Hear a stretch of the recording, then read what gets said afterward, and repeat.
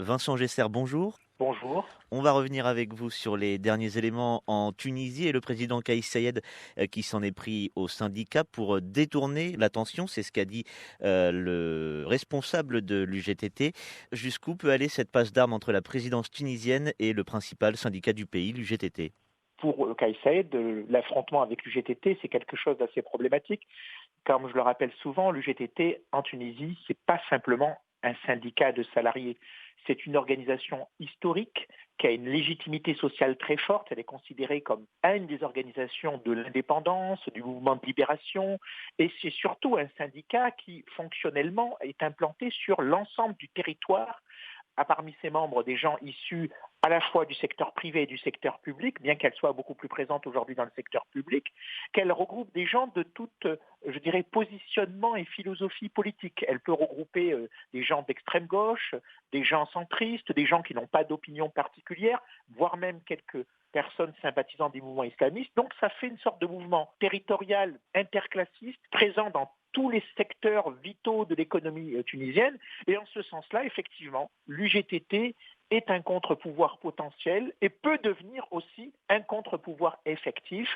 Et un affrontement avec l'UGTT pour un président tunisien, ce n'est jamais une bonne chose. Même pour un Kais Saied qui a tous les pouvoirs, il ne peut pas se permettre aujourd'hui un affrontement direct avec l'UGTT selon vous? Alors, le problème, c'est que si on était dans un affrontement de type classique, c'est-à-dire un président face à un syndicat qui est mécontent pour des causes d'ordre salarial, économique et social, on va dire classique, oui, il pourrait se permettre et il pourrait développer des voies de négociation pour essayer d'obtenir avec l'UGTT des compromis. Or là, il y a un vrai risque pour le président. C'est que d'une part, l'UGTT n'est pas seule, elle est aujourd'hui soutenue par d'autres organisations nationales, comme la Ligue des droits de l'homme tunisienne, qui est quand même la plus ancienne Ligue des droits de l'homme dans le monde arabe, l'Ordre des avocats, et aussi par les différents fronts d'opposition qui certes aujourd'hui sont très discrédités, mais en s'alliant avec l'UGTT peuvent retrouver un certain crédit. Le problème principal, il va encore plus loin, il est plus profond, c'est que si ces organisations de la société civile,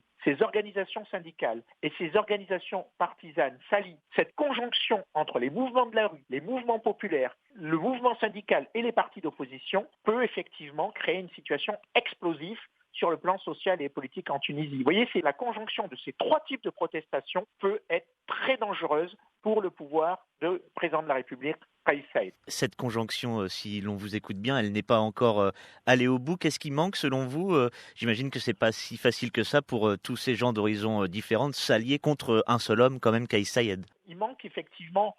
Il y a des mouvements protestataires aujourd'hui en Tunisie, mais ils ne sont peut-être pas encore suffisamment puissants et je dirais ils ne sont pas aussi forts qu'ils ont pu l'être dans les années précédentes. Par exemple, lorsqu'il y a eu finalement ces mouvements de 2010-2011 qui ont conduit à la chute de Ben Ali. Et puis, il y a un élément qui reste, je dirais, la boîte noire, l'inconnu. C'est l'attitude des forces sécuritaires, que ce soit le ministère de l'Intérieur, que ce soit l'armée. C'est un élément, je dirais, capital.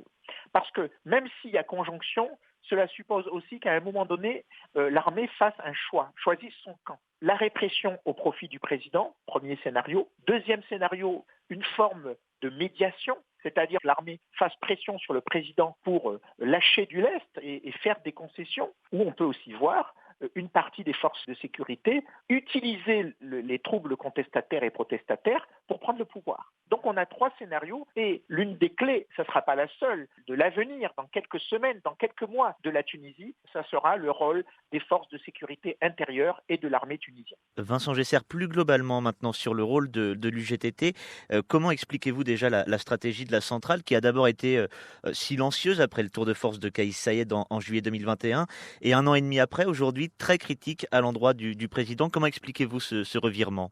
Alors il y a plusieurs facteurs. Premier facteur, la politique sociale et économique de Kais Saied n'est pas claire. Il pensait que Kais Saied allait un peu renier sur la démocratie, mais allait donner plus de justice sociale.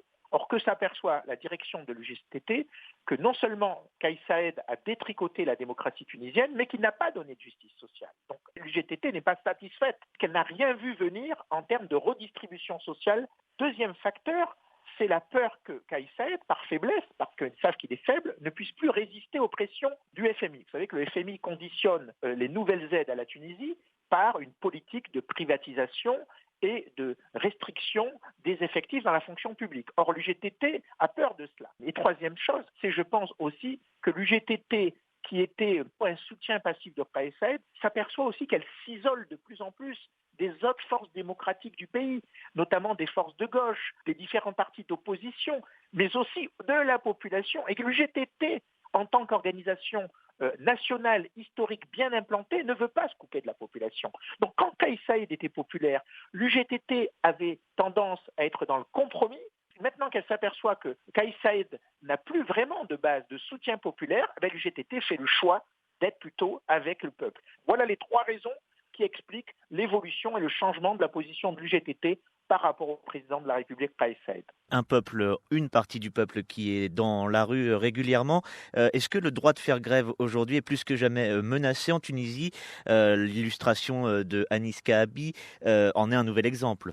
Alors, le président aura du mal à remettre en cause de manière frontale le droit de grève. Parce que là, effectivement, si le président touchait le droit de grève de manière frontale, alors là, il provoquerait un phénomène de grève générale qui traverserait non seulement la fonction publique, les services, la poste, les transports, et puis elle toucherait aussi le secteur privé. Donc, toucher au droit de grève de manière frontale, commencer même à y toucher, je dirais, en le détricotant comme il a détricoté les institutions démocratiques, alors là, il prend le risque d'une paralysie totale du pays. Et effectivement, l'attention portée au droit de grève était un bon angle d'observation pour voir si Kais Saied va faire des médiations ou pas. En tout cas, toucher de manière frontale au droit de grève, ça serait pour le président extrêmement suicidaire. Enfin, Vincent Gesser, c'est l'un des arguments de l'UGTT. Est-ce que, selon vous, Kais Saied cherche à trouver un bouc émissaire, donc les syndicats, après l'échec de la mobilisation des élections législatives? Mais il trouve un bouc émissaire parce qu'il lui-même sait consciemment ou inconsciemment que l'UGTT est l'organisation la plus influente. Mais enfin, disons que c'est pas que les gens ont boycotté en fait, c'est qu'ils n'y s'y intéressent plus. Ils ne s'intéressent plus aux élections, ils ne s'intéressent plus aux partis, ils ont des problèmes socio-économiques, il manque aujourd'hui des produits de base en Tunisie, il manque des médicaments et les gens sont complètement préoccupés par leur sort social et économique et non pas par les élections et les partis. Donc de ce point de vue-là, effectivement, Kais Saied, alors il a donné deux explications, il a d'abord dit, vous voyez, le Parlement, j'ai toujours dit que ça servait à rien, les gens ont compris puisqu'ils ne sont pas allés voter, alors ça c'est l'explication assez rigolote. Et puis là, effectivement, il cherche un bouc émissaire. Alors là, c'est très, très, très dangereux. Je l'ai dit, tous les présidents de la République tunisienne qui ont cherché à s'attaquer à l'UGTT ont fini par payer le prix. Bourguiba, bien sûr, n'est pas tombé en 78 avec la grande grève générale, mais ça a été quand même un tournant dans son pouvoir. Ben Ali avait réussi à dompter un peu l'UGTT avec des compromis, mais lorsque l'UGTT, en 2010, a choisi son camp, notamment les sections régionales et sectorielles de l'UGTT, ça a été la fin du bénalisme.